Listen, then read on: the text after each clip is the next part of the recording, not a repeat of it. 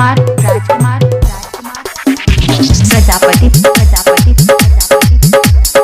materia चौराहा बलरामपुर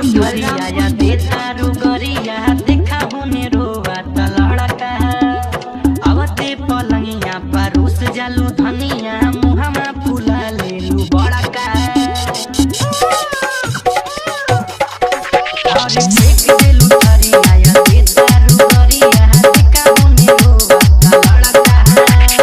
आवते पलंगिया परूस जालू धनिया मुहमा फूला लेलू बड़ा का अरे का भाई बताई दे अरे जाके कोनो बड़ा बोलाई देता हो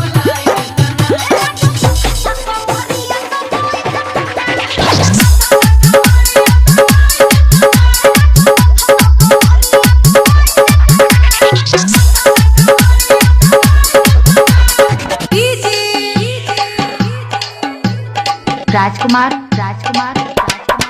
प्रजापति प्रजापति